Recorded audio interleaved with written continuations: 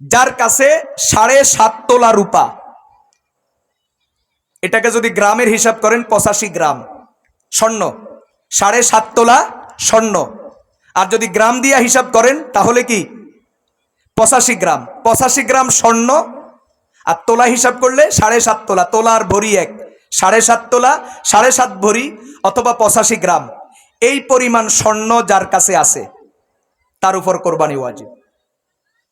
বলে হুজুর আমার কাছে স্বর্ণ নাই, রূপা, তাহলে 52.5 তোলা রূপা যার কাছে আছে তার উপর কোরবানি ওয়াজিব। আপনি বলবেন আমার কাছে 52.5 তোলা রূপা নাই, টাকা আছে, তাহলে কি করবেন? 52.5 তোলা রূপার বাজার মূল্য যেটা, 52.5 তোলা রূপার বাজার মূল্য যেটা, আমি আজকে খবর নিয়েছি আমাদের বাংলাদেশে মোটামুটি 1250 টাকা থেকে শুরু করে 2100 টাকা পর্যন্ত বিভিন্ন ক্যাটাগরির রূপা বিক্রি হয়। একবারে সর্বনিম্ন 1250 আছে, আবার উপরের দিকে 2100, 2150 পর্যন্ত রূপার মূল্য আছে। তো আমরা যদি একবারে উপরেরটাও না ধরি, একবার নিচেরটাও না ধরি, মোটামুটি একটু যদি মোটামুটি মাঝামাঝি বা তার চেয়ে বেশি ধরি, ধরেন 52.5 তোলা রূপার মূল্য 1 লক্ষ টাকা। আমি যেটা বলছি এটা উদাহরণ, এটাই নিশ্চিত না। আমি আগেই বলছি রূপার দাম 2100, 2150 পর্যন্ত আছে, আর সর্বনিম্ন 1250 আছে। তো যদি আমরা গড়ে মোটামুটি একটা মাঝামাঝি হিসাব করি, 52.5 তোলা রূপার মূল্য ধরেন প্রায় 1 লক্ষ টাকা। এই 1 লক্ষ টাকা যদি আপনার কাছে থাকে, চাই আপনার পকেটে থাকুক, অথবা আপনার ঘরে বিবির কাছে থাকুক, অথবা আপনার আলমিরাতে থাকুক, অথবা ব্যাংকে থাকুক, চাই ব্যাংকে সেভিং অ্যাকাউন্ট হোক, কারেন্ট অ্যাকাউন্ট হোক, অথবা ডিপোজিট হোক, এফডিআর হোক, যেই কোনো মাধ্যমে থাকুক, অথবা আপনি কারো কাছে পাওনা আছেন, এই পরিমাণ টাকা মোটামুটি 1 লক্ষ টাকা যদি আপনার কাছে যদি থাকে, তাহলে আপনার উপর কি ওয়াজিব বলেন?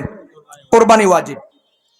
এখন যদি বলেন যে হুজুর আমার কাছে পুরো 1 লক্ষ টাকাও নাই, আবার পুরা 7.5 ভরি স্বর্ণও নাই, পুরা 52.5 ভরি রূপাও নাই, কিছু আছে, কিছু স্বর্ণ, কিছু রূপা, কিছু টাকা, হয় না এরকম?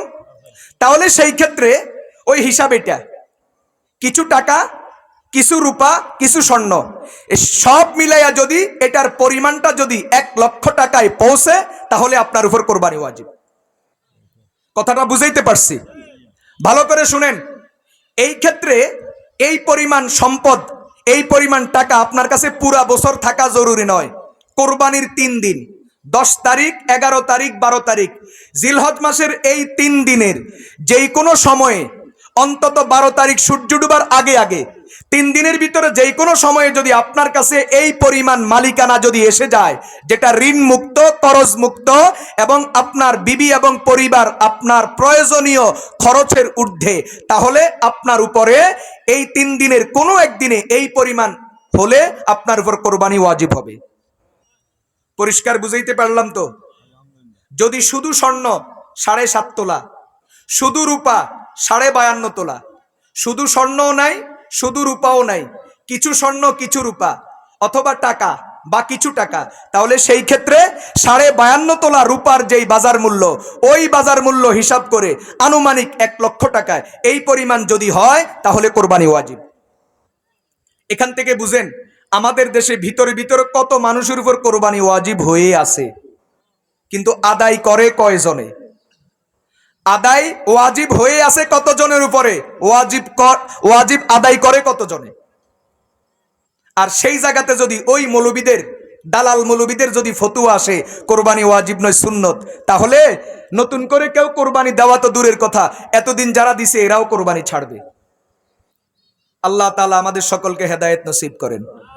প্রিয় ভাইয়েরা, আবার কোরবানি নির্দিষ্ট কিছু জানোয়ার দিয়া কোরবানি দিতে হয়, নির্ধারিত কিছু জানোয়ার, যেই কোনো জানোয়ার, হালাল জানোয়ার হলেই কোরবানি দেওয়া